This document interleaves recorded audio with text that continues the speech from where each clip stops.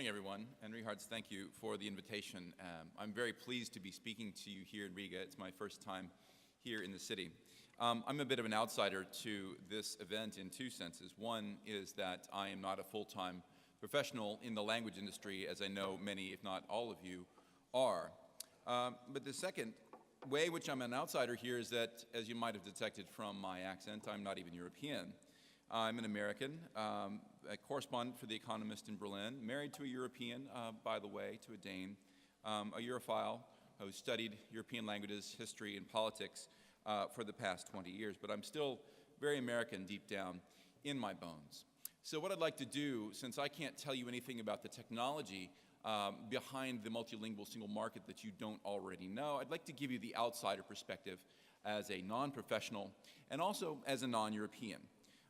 Among my other activities, I have taught European politics for a number of years at New York University, and most of my students were Americans, so I had to introduce the European Union to people who only had a very passing familiarity with it.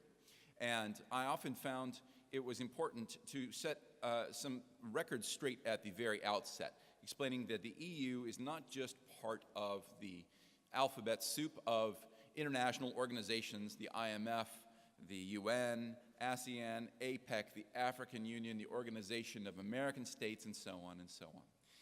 None of these is remotely like the European Union in terms of the commitment and the pooling of sovereignty that make the EU absolutely unique in the world's international bodies. There's a depth of commitment to sharing and pooling sovereignty in the EU that makes it unique, but there is also a startling commitment to diversity that is epitomized in the European Union's own motto, United in Diversity. The United Nations, to take a counterexample, has over 190 members, but it has just 6 official languages. The EU, by contrast, declared from the very beginning that any official national language of a European Union member state would also, ipso facto, have the right to be an official language of the European Union. Now, this was no problem when there were 6 member states and 4 languages, and everyone spoke passable French around a table about as big as our stage here. But as the European Union grew, then the European community, things started to get more complicated. Indeed, in 1984, my publication, The Economist, predicted that the European community was heading towards linguistic chaos with the addition of Spanish and Portuguese to the already growing mix of languages in Europe. Well, we know that it didn't lead to chaos when Europe became the Europe of the 12. But now we are at the Europe of 28 with 24 official languages, 3 different alphabets, 5 different language families in the Indo-European family, Romance, Germanic, Slavic, Greek, and Baltic, if you're counting, plus 3 non-Indo-European languages. That would be Hungarian, Estonian, and Maltese, still, if you're counting. Oh, sorry, I forgot the Celtic languages. We have Irish as well.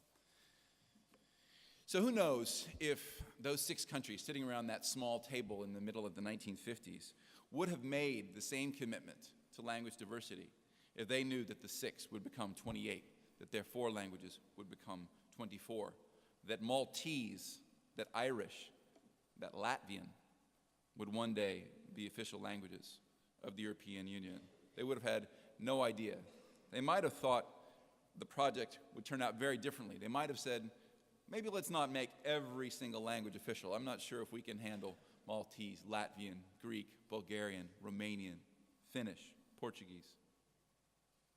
What are the other options, though? Well, there's the United Nations option. Just take a small subset of big global languages or important ones and make those the official or crucial languages of the Union, maybe the working languages solution. This leads, though, inevitably to what I like to call the N+1 problem. N being any number you like to choose, there will always be an N+1 problem. Now, we could all agree that English is the most useful and most important language for international communication, not just in the European Union, but of course worldwide, which of course is why it's the most widely learned language as a second language in the world, and will continue being so for a very long time. With no disrespect to the rise of Chinese and Hindi mentioned earlier, English is a global success story like no other in the history of the world. So why not just pragmatically accept English as the lingua franca, the language of wider communication of the European Union? Well, there's a couple of awkward problems. One is that the British might be just leaving the European Union in the next 5 years or so. The Prime Minister has promised to hold a vote on Britain's membership in the EU if he is re-elected, which he may well be. The second is that Britain is, to say the least, often an awkward member of the European Union, hardly a typical member, not one of the founders, maybe not necessarily one of what we would call the core members. But we all know the real reason that the English language will never become the single European language is the French. Now, we know that the French will never allow English to be the sole language of the European Union, and they have a good case. French is spoken not only in France, but in other countries, Luxembourg, Belgium, and widely learned as a second language in Europe as well. So imagine a Europe speaking just English and French. Well, then we would have a very polite raised hand from the front row, where the Germans would say, listen, German is the most widely spoken native language in Western Europe. People often forget that because English and French are so widely spoken that there are more native speakers of German than of either of those two languages. Of course, Germany is the most populous and biggest economy in the European Union. German is also spoken in other member states, Belgium, Luxembourg, and Austria. So add German to the mix.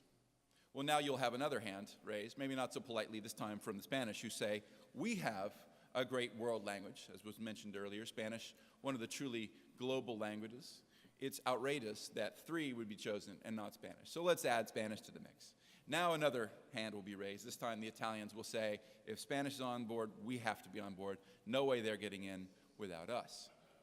Another hand will come over from the eastern corner, and Poland will say, hey, you have got none of the Central and Eastern European languages. We are a big language. We deserve a spot at the table, too. So in goes Polish, and so on and so on. Our 1 has become 2, has become 3, 4, 5, and 6, and hands will keep going up. The n+1 problem will iterate itself until we reach 24, and Maltese is added to the list.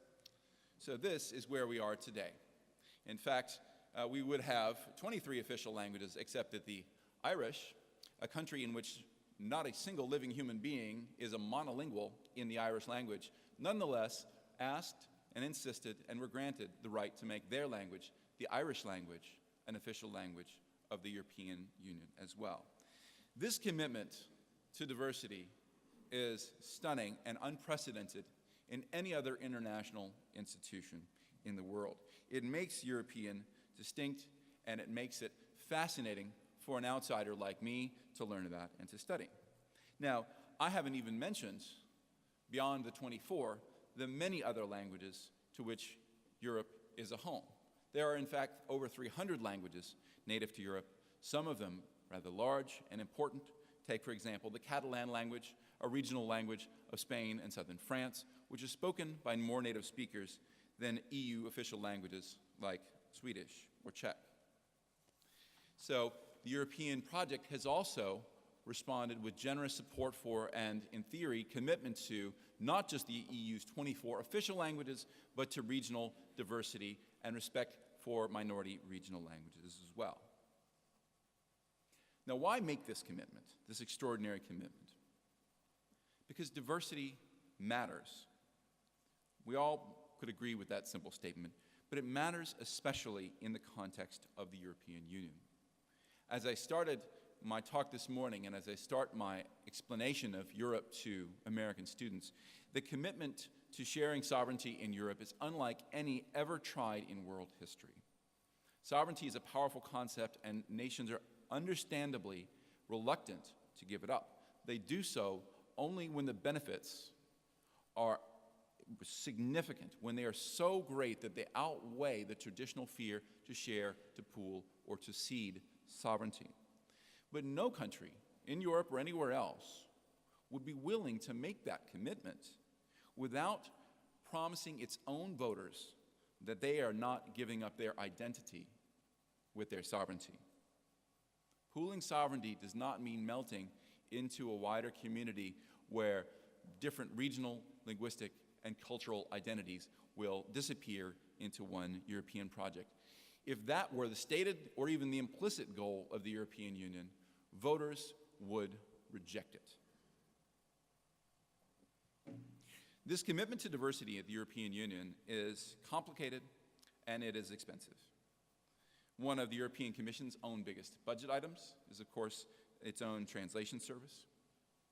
One of the European Parliament's notable features is its commitment to multilingual debate, so that any member of Parliament has the right to debate in any one of the EU official languages, and also to receive simultaneous interpretation into any one of the European languages.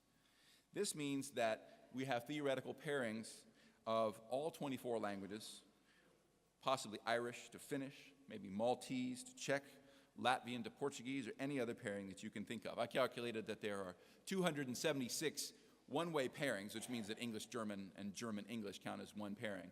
If you count those as two, then the number is astronomically larger. It's extremely complicated to manage the possibility of all of these pairings. Now, multilingualism, in other words, people learning foreign languages themselves, is a necessary part of the solution. But it can only be one part. The greatest polyglot ever tested rigorously in his ability in foreign languages was a man named Johan van der Walle. He's a Belgian. And in 1987, he was judged to speak 22 languages. He was judged after 10-minute conversations with native speakers in each of those languages. So this is the most rigorous real test of someone's ability to learn huge numbers of languages. Now, this is possibly the greatest polyglot of all time, certainly the most ever rigorously tested in this way. But notice, 22. He didn't make it to 24. Now, can we ask EU citizens to be better than the best polyglot ever tested? If not, then what can be done? To realize the full value of the single market, of course, we want Europeans to learn foreign languages. And so a big part of the solution to make United in Diversity a real success is to encourage language learning at every level. And when I say language learning, I strongly believe, as a personal matter, that this has to go beyond merely teaching English to all of those who would travel more widely. I think that Europeans should commit themselves to what I call English Plus, that every non-speaker of English, practically speaking, is well served by learning the most widely spoken second language, in other words, English, but also at least a second, if not a third, other European language, if not a non-European language like Chinese or something like that. But learning beyond English is crucial, and I'd like to explain why. If English becomes the only language of wider international communication, the other languages of Europe will not disappear. They will still be spoken at home, over the dinner table, among families, among friends, in national communities. But they will gradually retreat from other spaces. They will retreat from universities, from conferences like this one, from other venues where serious discussion about difficult matters takes place. As English gains ground, those other languages will lose ground if there is only one wider language of international communication. And that's why it's crucial, I think, for Europeans to learn not only English, but if necessary, if possible, another European language, so that they can travel abroad, work abroad, immerse themselves in the technical and difficult vocabulary of those languages, so that all of these languages have a chance to remain robust and usable for all domains, technology, business, and so on, and not just be the language of home and the dinner table and friendship and so forth. English cannot be the only solution to this problem. Finally, the other way forward is technology. And that is, of course, the theme of most of our conference today. And so I'll conclude and turn over to my expert panelists with a word on what I think technology can do for the European project. Machine translation and other language tools, like computer-assisted translation, translation memory, and so forth, are very far from eliminating the language barrier. Whether you're a casual user of Google Translate and you've seen some of the garbled output that you can get out of it, or if you're a language professional and you spend every day trying to manage the often very difficult problems of computerized translation, you know that both great progress has been made and great challenges remain. These tools in question, they do have their uses, from speeding up human translation to giving rough translations quickly when needed, to giving surprisingly accurate translations when a translation package is optimized for a single domain, say the public sector lawmaking, and so forth. Now, these challenges that remain are still very difficult, but they are not impossible. And supporting those of you in this room in meeting those challenges is the only other way besides massive multilingualism to make sure that Europe is able to take the best of each of its countries, offer services, offer products, offer travel, offer work opportunities across borders. A European in one country should be able to take advantage of all of Europe. But that is today still too difficult. When you're looking for a product online, Amazon, and Netflix, and all of these other companies theoretically able to offer you all of the diversity that Europe has is still too often in vertical linguistic silos. And language technology is one of the keys to overcoming that. Now, overcoming these challenges will require some budgetary support. And I'll say something maybe to provoke just a little bit the professionals in this room. I think that it's a bit of a gamble. We do not know that these problems can be solved, and we do not know how soon they can be solved, if at all. We do not know which solutions will ultimately prevail. In other words, we are still figuring out, we're still learning where this will be. 15 years ago, no one had taken the major step that Google Translate had made into heavily statistics-driven translation. People were still trying to build engines that worked based on rules. So Google Translate came out of a place that at that point was still considered a sort of backwater of natural language processing. It's now the dominant approach. I wouldn't be surprised if another translation technology, not yet discovered or not yet fully flowering, did not replace that approach sometime in the future. So we have to be frank about the fact that we simply do not know where the solution will come from. But it's not a hugely expensive gamble. The budgetary support for basic research and for development of these technologies is not inexpensive, but I'd like you to consider the alternative. When we look at the tensions in Europe, when we look at the anti-EU populism in so many countries, we see that Europe is currently under some serious strains. Many of those populists telling voters that their identity risks being lost in the European project.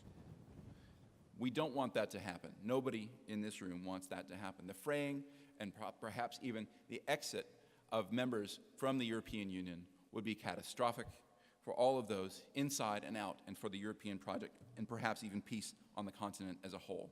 I would submit to those of you in this room with any power over a budget that that is far more expensive than support for multilingualism here in Europe.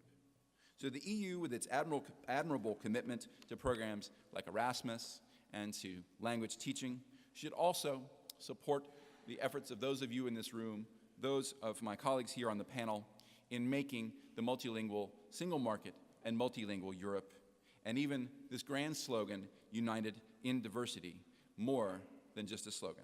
So thank you very much.